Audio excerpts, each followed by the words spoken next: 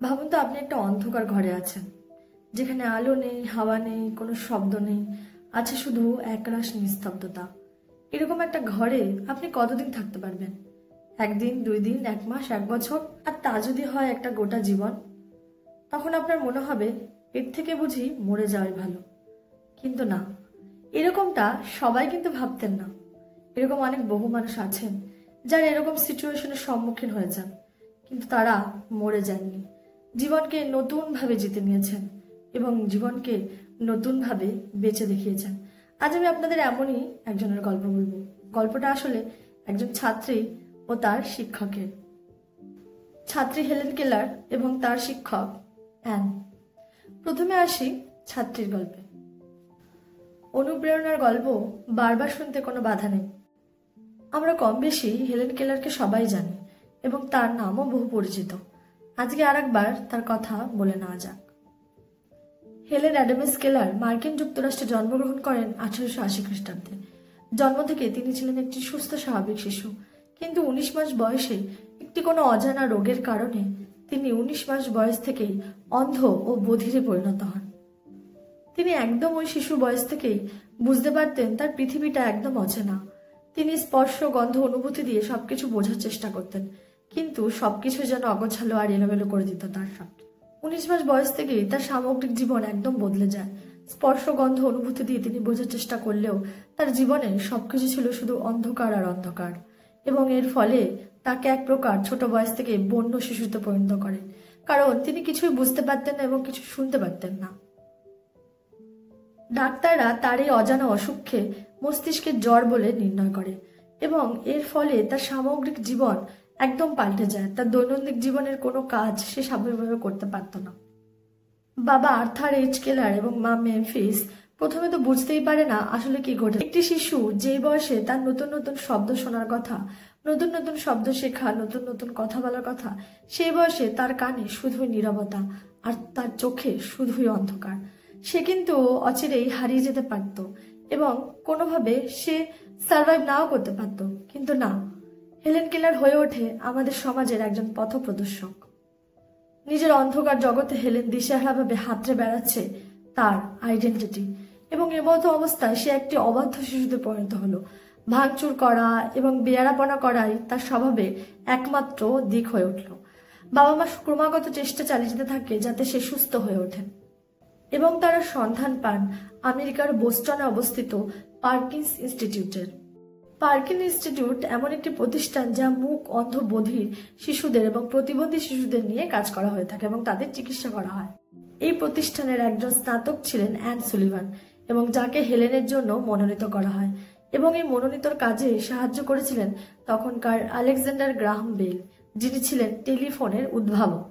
An Sullivan 1866 খ্রিস্টাব্দে জন্মগ্রহণ করেন এবং মাত্র 5 বছর বয়সে তিনি ব্যাকটেরিয়া দ্বারা সৃষ্ট রোগ, চোখের রোগ, ট্রাকোমা রোগে আক্রান্ত হন। এই চোখের রোগ তাকে জীবনভর কষ্ট দিয়েছিল। চোখে একাধিকবার অপারেশন হয় তার, এবং সমস্ত সমস্যাকে সামলে তিনি তার একাডেমিক দক্ষতা অর্জন করেন, এবং এই কাজে তাকে তার কয়েকজন শিক্ষক সম্পূর্ণ সহায়তা করেছিলেন। 1887 সালে তিনি হেলেন কেলারের শিক্ষক হওয়ার জন্য ডাক পান, এবং 7 বছর বয়সী হেলেনের জীবনে অ্যান সুলিভান ছিল একটি আশীর্বাদ স্বরূপ। হেলেন কেলার তার এই জীবনের অ্যান সুলিভানের প্রবেশকে একটি স্মরণীয় ঘটনা বলে উল্লেখ করেছেন। The most important day I remember in all my life is one on which day my teacher Anne Mansfield Sullivan came to me. 20 বছর বয়সী শিক্ষক এবং 7 বছর বয়সী ছাত্রীর পথ চলার সূত্রপাত এখান থেকে। অ্যানের আসার 1 মাসের মাথায় হেলেন তার প্রথম শব্দ শেখে জল। অ্যানের ভালোবাসা, তত্ত্বাবধান এবং শৃঙ্খলায় হেলেন একটি অন্য মানুষে পরিণত হয়। অ্যানের ভালোবাসা, কঠোর পরিশ্রমে হেলেন তার জীবনে নতুন আশার পথ খুঁজে পায়। বর্ণমালায়িত অন্ধ ও বধিরদের জন্য ম্যানুয়াল তৈরি, মুদ্রণ, এইসব শেখার মধ্যে দিয়ে হেলেন কেলারের এক নতুন জীবন শুরু হয়, যা তাকে অন্য মাত্রায় অন্য মানুষে পরিণত করে। এরপরে হেলেন কেলার কখনোই থেমে থাকেননি। তিনি 1904 সালে bachelor of arts cum laude degree অর্জন করেন। তিনি প্রথম বধির মানুষ যিনি এই ডিগ্রির কৃতিত্ব অর্জনকারী। এই কৃতিত্ব যতটা না হেলেনের, ঠিক ততটাই অ্যানেরও।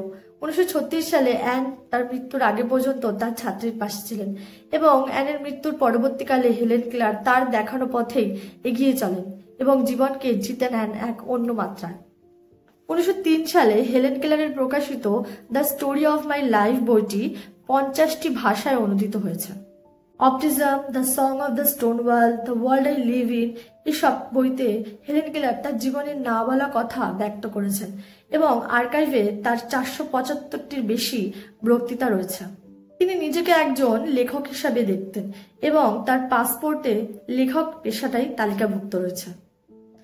এই সবকিছু মুদ্রণ করার জন্য তিনি ব্রেইল টাইপরাইটার ব্যবহার করতেন এবং নিয়মিত তিনি তাতে লেখালেখি করতেন। অন্ধ ও বধির লেখিকার সমস্ত কথা পাঠকের হৃদয়ে অচিরেই জায়গা করে নেয়। হেলেন কেলার যা লিখতেন তাতে কোনো বানানো কথা নয়, তার নিজের জীবনের অভিজ্ঞতার এবং অনুভূতির কথা। তাই অচিরেই পাঠকের হৃদয়ে তিনি তার সমস্ত অনুভূতির ছাপ ফেলতে শুরু করেন। 1924 সালে তিনি আমেরিকান ফাউন্ডেশন ফর দ্য ব্লাইন্ডে যোগদান করেন এবং এই ফাউন্ডেশনের সঙ্গে তিনি 40 বছরের বেশি সময় ধরে নিযুক্ত ছিলেন। এই ফাউন্ডেশন তাকে জনপ্রিয়তা এনে দেয় বিশ্বব্যাপী। 1946 থেকে 1957 সালের মধ্যে তিনি 5টি মহাদেশের 35টি দেশ পরিদর্শন করেন। তিনি উইনস্টন চার্চিল, গোল্ডা মিরা এবং জওহরলাল নেহরুর মতো বিশ্বব্যাপী নেতাদের সঙ্গে দেখা করেন এবং যেখানেই তিনি গিয়েছেন অন্ধ ও বধির মানুষদের জন্য অনুপ্রেরণা নিয়ে এসেছেন। তার জীবনে আর এক মমতাময়ী নারী ছিলেন পলি থমসন। অ্যানের অসুস্থতার সময় হেলেনকে তিনি সঙ্গ দেন। হেলেন তার কথাও বহু জায়গায় উল্লেখ করেছেন। হেলেন জীবনে একটি চমকপ্রদ ঘটনা ছিল। ডেলিভারেন্স নামে একটি চলচ্চিত্র নির্মিত হয় তার উপরে এবং সেই চলচ্চিত্রে তিনি নিজেই অন্ধ ও বধির মেয়ের ভূমিকায় অভিনয় করে তাক লাগিয়ে দেয় পুরো বিশ্বকে। অবাক হতে হয় এটা জেনে যে একজন অন্ধ ও বধির মানুষ একজন স্বাভাবিক মানুষের থেকেও বেশি শতগুণ বই পড়েছেন তার জীবনে। তিনি বলেছেন, পৃথিবীর সবচেয়ে সুন্দর জিনিসগুলি আমরা হয়তো ধরতে পারি না, স্পর্শ করতে পারি না, কিন্তু হৃদয় দিয়ে ঠিকই অনুভব করতে পারি। মার্কিন সাহিত্যিক মার্ক টোয়েনের মতে 19বিংশ শতাব্দীর সবচেয়ে উল্লেখযোগ্য ব্যক্তিত্ব হলেন হেলেন কেলার। একজন অন্ধ বধির মানুষ তার মনের অদম্য জোরে নিজেকে কোথায় নিয়ে যেতে পারেন তার জ্বলন্ত উদাহরণ হচ্ছে হেলেন অ্যাডামস কেলার। 1915 সালে mark two one Helen Keller international সংস্থা প্রতিষ্ঠা করেন এবং এই সংস্থার কাজ ছিল মুখ বধির অন্ধ শিশুদের নিয়ে কাজ করা। 1966 সালের জুন মাসে এই কিংবদন্তির মৃত্যু ঘটে এবং তাকে তার ধ্রুবক সাথী অ্যান সুলিভান ও পলি থমসনের পাশে সমাধিস্থ করা হয় ওয়াশিংটন ইন্টারন্যাশনাল ক্যাথিড্রালে। আমরা জানলে অবাক হব না, 1999 সালের টাইমস ম্যাগাজিনে হেলেন কেলারকে 20 শতকের 100 জন গুরুত্বপূর্ণ ব্যক্তির মধ্যে অন্তর্ভুক্ত করা হয়। ভারতবর্ষের মহীশূরে একটি শ্রবণ শক্তিহীন শিশুদের জন্য প্রি স্কুলের নামকরণ করা হয় হেলেন কেলারের নামে, যার প্রতিষ্ঠাতা কে শ্রীনিবাসন। 1973 সালে হেলেন কেলার জাতীয় মহিলা অফ ফ্রেমে অন্তর্ভুক্ত হন। পেনিসিলভেনিয়া বার্ষিক 27 জুন হেলেন কেলারের জন্মদিনকে হেলেন কেলার দিবস হিসেবে স্মরণ করে। 1909 থেকে 1921 সাল পর্যন্ত কেলার সোশ্যাল পার্টির সদস্য হিসেবে নিযুক্ত ছিলেন। শ্রমিক শ্রেণীর অধিকার, নারীর ভোটাধিকার, বিশ্বযুদ্ধের প্রভাব ইত্যাদি সম্পর্কে তিনি বক্তৃতা দেন এবং বিভিন্ন বক্তৃতা তিনি লেখেন। হেলেন কেলার বিশ্বের কাছে প্রমাণ করেছিলেন অন্ধ, মুখ বধির মানুষরা বাকি 8-5 জন মানুষের মতো সক্ষম, শুধু তাদের দরকার একটি সঠিক গাইডেন্স। মৃত্যুর আগে হেলেন কেলার স্বাধীন পদক পান। হেলেন কেলার একজন জ্ঞানী মানুষ ছিলেন এবং তিনি নিজেকে প্রমাণ করেছিলেন সর্বতোভাবে। তিনি প্রমাণ করেছিলেন যে একজন মানুষ যদি চায় তাহলে সবকিছু করে দেখানো সম্ভব। হেলেন কেলার আসলেই আমাদের জীবনে একজন রোল মডেল।